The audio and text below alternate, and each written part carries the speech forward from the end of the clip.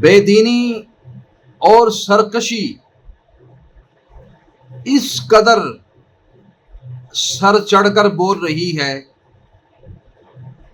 کہ معاشرے کے اندر ایسی برائیاں، ایسی بغاوتیں ہیں، ایسے غافل لوگ ہیں، ایسے منہ پھٹ لوگ ہیں، اور ایسی دجالی میڈیا نے اور بے دینی نے ان کے ذہن پر ایسا گند ڈالا ہوا ہے۔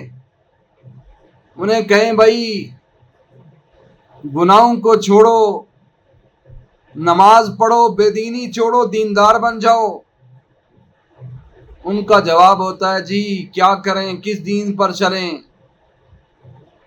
ہر مولوی اپنی بات کرتا ہے، ہر مولوی کا اپنا فلسفہ ہے، اپنا نظریہ ہے، اپنی تبلیغ ہے۔ کس مولوی کے پیچھے چلیں، کس مسلک کے پیچھے جائیں؟ بریلویوں کے پاس جائیں وہ کہتے ہیں ہم سچے ہیں، دیوبندیوں کے پاس جائیں وہ کہتے ہیں ہم سچے ہیں، اہل حدیثوں کے پاس جائیں وہ کہتے ہیں ہم سچے ہیں۔ ہم کیا کریں بھائی، ہم تو ہمارے ہاتھ گڑے ہیں، یہ مولوی لڑتے ہیں اس لیے ہم مولویوں کی طرف نہیں آتے، ہم دین کی طرف نہیں آتے۔ ان سے گزارش یہ ہے کہ وہ عمل کر لو جن پر مولوی متفق ہیں۔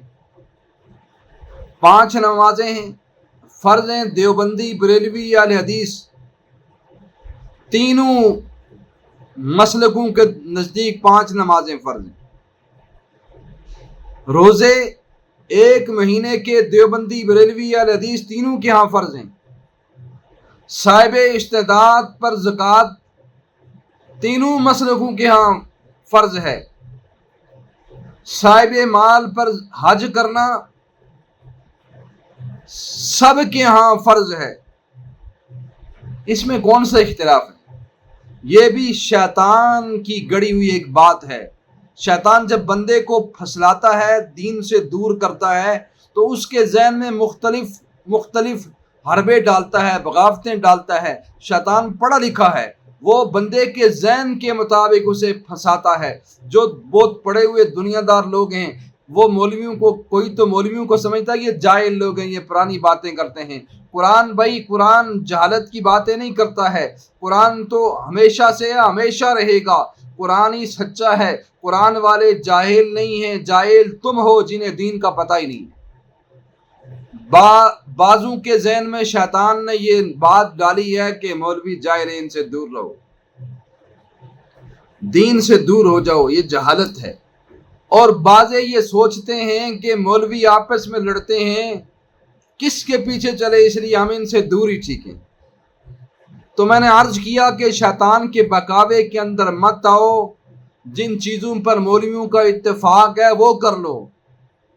مولویوں کا اختلاف، فروعی اختلاف جو ان کا ہے، ان مسائل میں تم مت پڑو۔ کل قیامت کے دن آپ سے سوال نہیں ہوگا کہ تم نے کلمہ اونچا پڑھا یا نیچا پڑھا۔ یہ سوال بھی نہیں ہوگا کہ تم نے ہاتھ اوپر باندھے یا نیچے باندھے۔ یہ سوال بھی نہیں ہوگا تم نے رفع یدین کیا تھا یا نہیں کیا تھا۔ ہاں یہ سوال ہوگا نماز پڑھی تھی نہیں پڑھی تھی، روزہ رکھا تھا نہیں رکھا تھا، حج کیا تھا نہیں کیا تھا، جوانی دی تھی کہاں گزاری ہے، عمر دی تھی کیسے گزاری ہے، مال دیا تھا کہاں خرچ کیا ہے، صحت دی تھی اس کو کیسے استعمال کیا ہے۔ یہ سوال ہوں گے۔